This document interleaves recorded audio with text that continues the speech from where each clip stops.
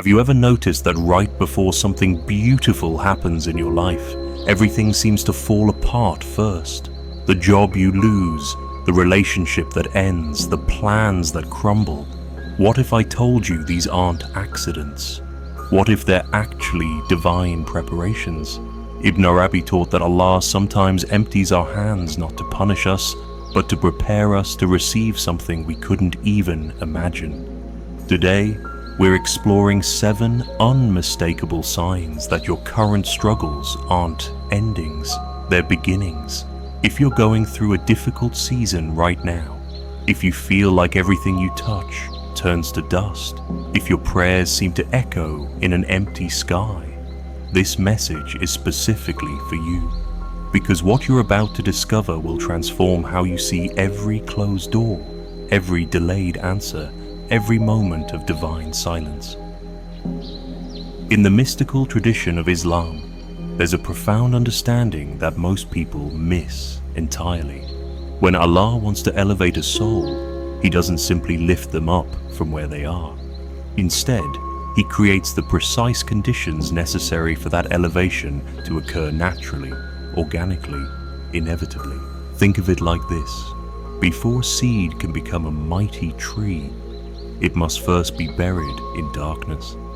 It must break apart completely, dissolving into something unrecognizable before it can emerge as something entirely new.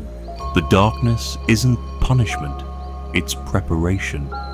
Ibn Arabi, the great 13th century Sufi mystic, spent his entire life studying these divine patterns.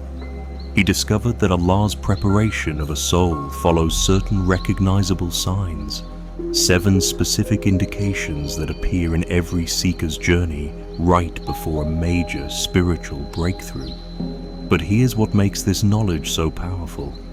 Once you learn to recognize these signs, you stop seeing your struggles as problems to be solved and start seeing them as preparations to be honored. You stop resisting the process and start surrendering to the wisdom within it. The first sign that Allah is preparing you for something greater is a sense of divine isolation. Not loneliness in the ordinary sense, but a specific kind of spiritual solitude where you feel called away from your usual social circles, your familiar environments, your comfortable routines. This isn't depression or social anxiety, it's something deeper. It's as if an invisible hand is gently pulling you inward, away from external distractions and toward an inner conversation you've been avoiding.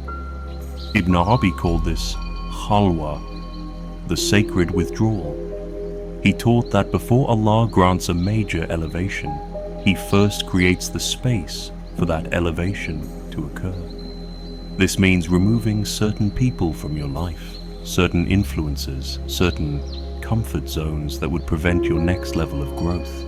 You might find yourself losing interest in conversations that used to engage you. Old friendships might feel draining rather than nourishing. Social gatherings that once excited you now feel empty or superficial. This isn't you becoming antisocial. This is your soul being prepared for a deeper level of connection, first with the divine, and then with others from that elevated place. The isolation isn't meant to be permanent, but it is meant to be transformative. In the silence, you rediscover who you are beyond the opinions, expectations, and energies of others. The second sign is a dramatic increase in your spiritual sensitivity. You might find yourself easily moved to tears during prayer, or experiencing intense emotions when reading sacred texts. Dreams become more vivid and meaningful. Synchronicities appear everywhere. This heightened sensitivity often feels overwhelming at first. You might feel like you're becoming too emotional, too sensitive, too affected by energies around you. But in Sufi understanding, this sensitivity is actually your spiritual faculties awakening. Ibn Arabi taught that most people live with their spiritual senses dulled by the noise of ordinary consciousness. When Allah begins preparing someone for a higher level of awareness, those spiritual senses must first be activated and refined. It's like having your eyes adjusted after being in darkness for a long time. Everything seems too bright, too intense. But this intensity isn't a problem to be fixed. It's a gift to be cultivated. Your heart is learning to perceive realities that were always there, but previously hidden from your awareness. The third sign is the systematic disruption of your comfortable patterns and familiar structures.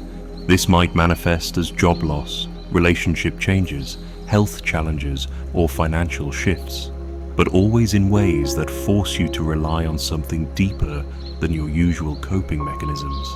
These disruptions rarely make sense from a logical perspective. You might lose a job you were good at, end a relationship that seemed stable, or face obstacles in areas where you previously experienced success. Ibn Arabi explained that Allah disrupts our comfortable patterns because comfort often becomes a cage. When we become too attached to our current level of existence, we stop growing. The disruption isn't cruelty, it's compassion in disguise, breaking us free from limitations we didn't even know we had accepted. The key is recognizing that these disruptions are invitations, not punishments. They're Allah's way of saying, the life you've been living is too small for who you're becoming. Let me show you what's possible when you stop clinging to what's familiar. The fourth sign is an intensified spiritual longing that seems to come from nowhere and can't be satisfied by anything worldly. This isn't general dissatisfaction with life. It's a specific, piercing awareness that something essential is missing, and that something can only be found in deeper connection with the divine. This longing might manifest as restlessness that can't be soothed by entertainment, relationships, or achievements.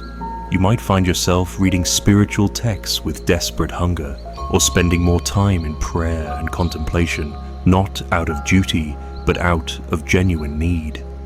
Ibn Arabi described this as the soul's recognition of its true home. When Allah begins preparing someone for reunion, He first awakens the memory of separation. The longing isn't a problem to be solved. It's a compass pointing you toward your destination. This phase can be incredibly intense because nothing in the external world provides lasting satisfaction. Food doesn't nourish the hunger you're feeling. Sleep doesn't rest the tiredness. Company doesn't cure the loneliness. Because what you're longing for isn't external. It's the recognition of your true nature, your original relationship with the divine. The fifth sign is what Sufis call purification through trials. A period where old patterns, beliefs, and attachments are systematically challenged and refined. This often feels like everything is going wrong at once, but it's actually everything going right in a way that's invisible to ordinary perception. These trials aren't random suffering, they're precisely calibrated experiences designed to burn away whatever prevents you from embodying your next level of consciousness. Fear, pride, attachment, control. All the things that kept you safe at your previous level now become obstacles to your growth. Ibn Arabi taught that Allah purifies through love, not punishment. Even the most difficult trials are expressions of divine mercy, removing from you whatever would prevent you from receiving what you're being prepared for. The suffering during this phase is real, but it serves a purpose.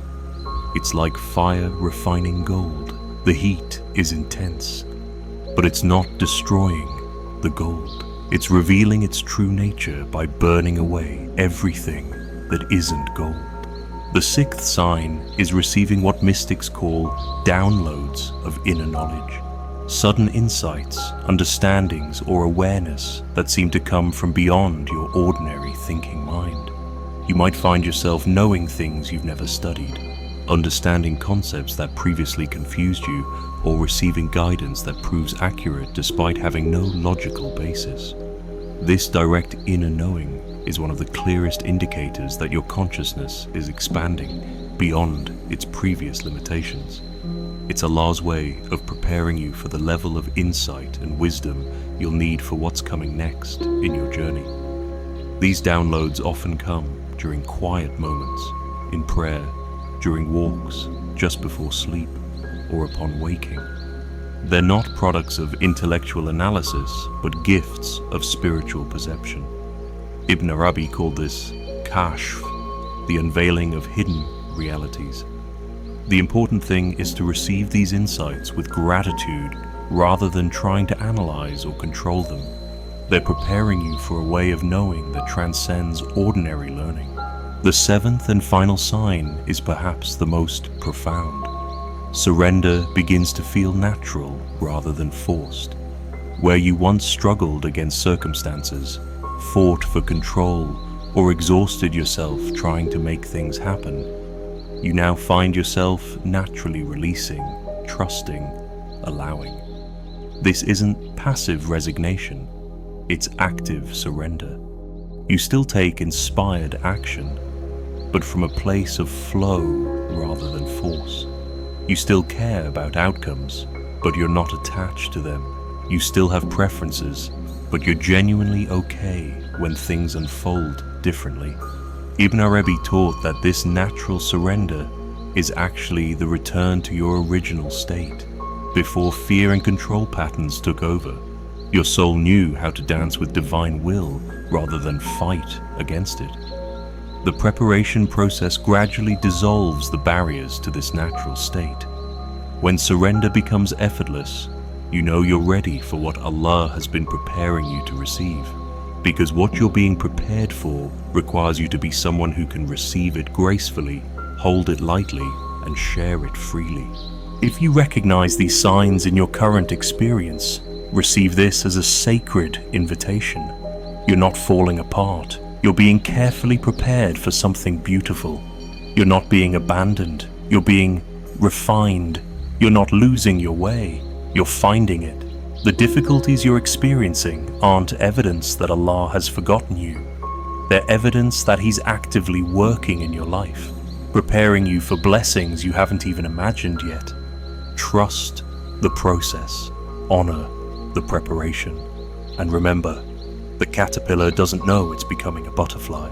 It only knows that everything familiar is dissolving. But dissolution isn't destruction. It's transformation. Your breakthrough is coming. The signs are already there.